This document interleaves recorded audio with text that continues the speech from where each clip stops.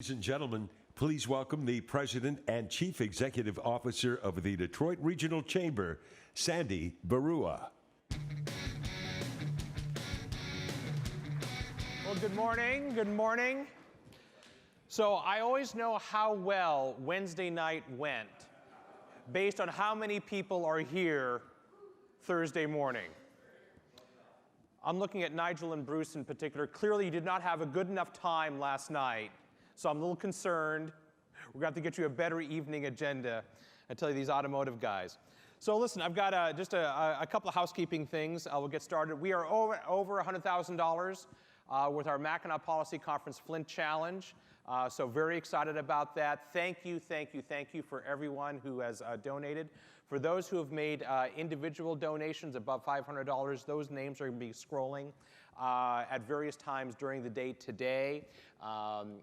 So that'll happen. We had an additional $10,000 contribution from automotive executive Michael Shields, and we're so very, very grateful for that. So again, thank you all for doing that.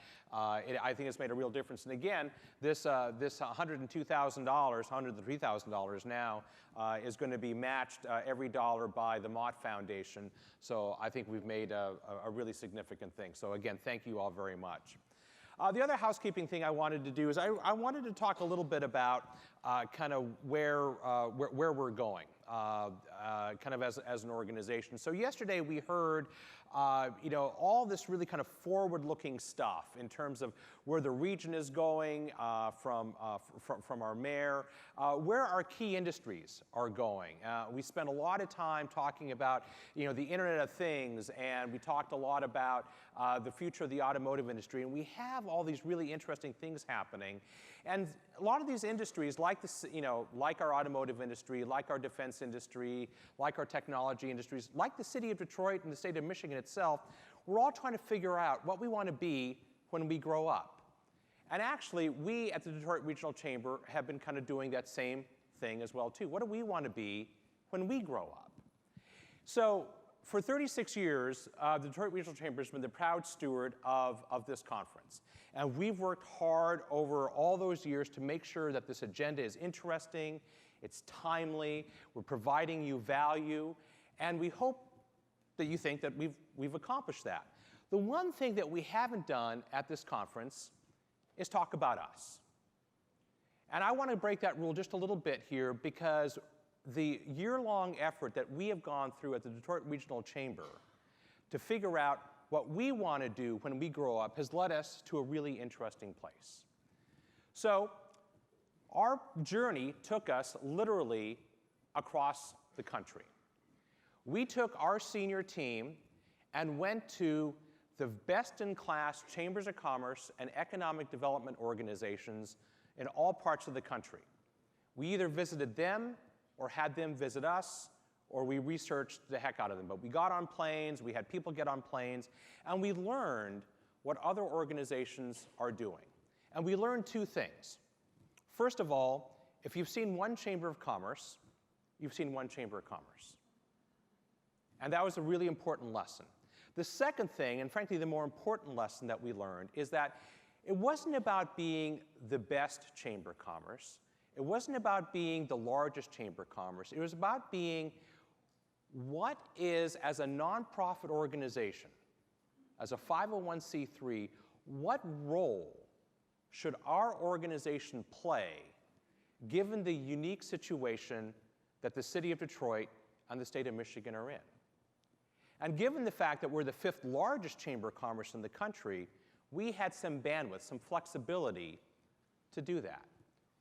So what we created, after learning from all these other organizations, was a completely new way of looking at our own organization.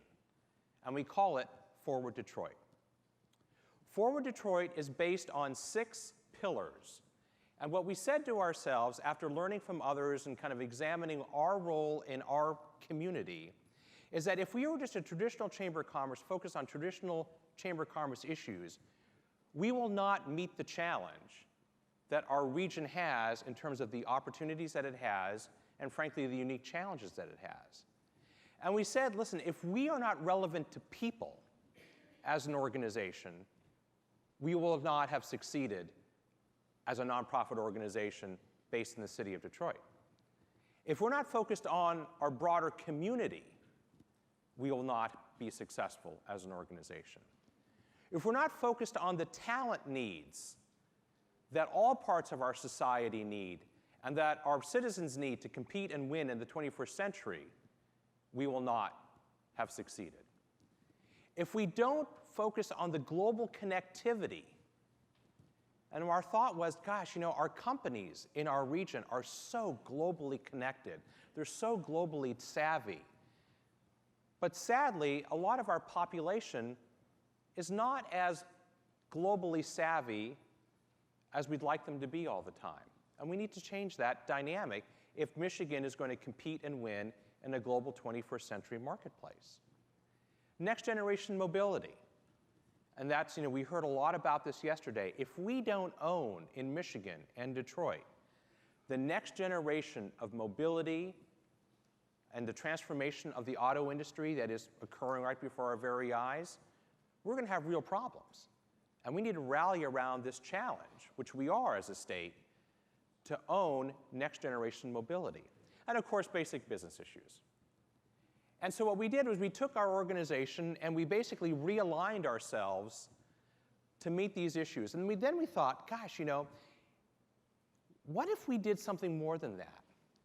What, instead of just us looking at what can we do as just one organization based in the state of Michigan, what if we created a regional scorecard?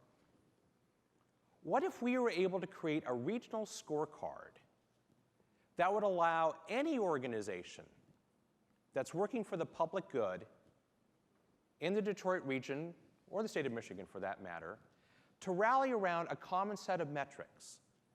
Could we create a regional dashboard that would monitor how well we're doing and get all organizations to focus on at least one piece of it?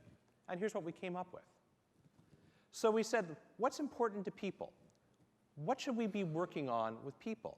Well, it's not just one thing, it's two things. And we need to do two things simultaneously. What's the most important thing in our region? It's good jobs and good wages. And if we don't do both things, we will not succeed.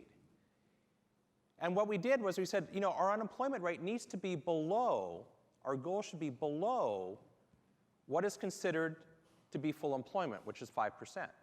And we all know that unemployment numbers these days are vastly overrated. They're actually much higher than they purport to be. But we also need to simultaneously increase our per capita income. Because if we don't increase our per capita income and decrease our unemployment rate at the same time, we will not hit our metric. We will not hit our mark. Because it's easy just to do one. We can create a lot of jobs at low wages, or get the 1% to make more money, but that's not what we want in our region. And in our per capita income, compared to leading regions, we almost have a $10,000 delta. And if we really want this region to be world class, we really need to work on our per capita income. Community. One of the most important things that we think we need to work on is public transit. If you want people to make money, give them the opportunity to make money and spend money. And that means connectivity. It means getting people from point A to point B. And so we think increasing public ridership of public transit is going to be hugely important. And population growth. We agree completely with Mike Duggan's goal to increase the population in the city of Detroit. That's going to be hugely important. But let's not increase the population in the city of Detroit at the expense of surrounding communities. It's not good enough to move a company or a family from one part of our region to another, because that doesn't change our per capita income, it doesn't change our educational attainment, all it does is change a commuting pattern. So we need to make sure that all parts of our region are succeeding. Talent. This is probably the biggest challenge in our region. As we heard yesterday from the mayor, the situation in DPS and other schools across the state, it's not good. I have said publicly before, and I'll stand by it, that the rest of the world is getting smarter, But based on the data, Michigan's going in the other direction. It's a dangerous place for us to be. Our goal is to increase third grade reading scores. Now, 58% proficiency doesn't sound like a lot, but it's almost 10% higher than where we are now. And as we learned, up to the third grade, you're learning to read. After the third grade, you're reading to learn. And if we don't fix that dynamic, and quickly, we're going to have problems. And then adults. We can't forget about the adults. It's not just about the kids. Our adults need more skills to be competitive in a global 21st century global marketplace. And we define adults with a post-secondary degree not just as a 4-year degree, as important as that is, but as a 2-year associate's degree or a highly skilled certificate. And in leading class regions across the country and across the planet, this number that we're setting a goal at 41%, right now we're at about 36%. In leading class regions, it's close to 60%. So when you think about the delta between where our people are in terms of high skills versus some of the leading regions of the world, we have work to do. Global connectivity. Again, if we want our people, our citizens, to be more savvy in the global world, we need to make sure that we are a welcoming environment for global investment in the state of Michigan and the Detroit region. So we set a goal of $12 billion for economic development entities, organizations like us or the DEGC or Oakland County, to really drive foreign direct investment, dollars and entities. And the more global companies that employ more Michiganders, the more global our society will become and the better off we will be. Next generation mobility. We talked a lot about this yesterday. And I'm so glad that the governor used the Mackinac Policy Conference to launch the new Planet M marketing and branding campaign for the state of Michigan to establish Michigan as the definitive place on the planet for next generation mobility. The good news is that we're already number one in these assets. There is more technology assets being deployed around next generation mobility in Michigan than any other place on the planet. There are more engineers than any other place on the planet in Michigan. And there are more tests underway than any other place right here in Michigan. Our challenge is keeping number one. Because again, if we don't own this space going forward, we're going to have challenges. Next, and of course, is business issues. And we thought, what do businesses need? And this is where the traditional Chamber of Commerce really comes in. So we thought we need to grow our regional jobs. Not surprising. It's not a groundbreaking metric. But what we said is that if we're really going to be a class-leading region, we need to grow faster than the national average. Because if all we do in Michigan or in the Detroit region is keep up with national gains, we will continue to always lag the national averages. So we need outsized growth in our jobs for an extended period of time. And that's going to be a heavy lift.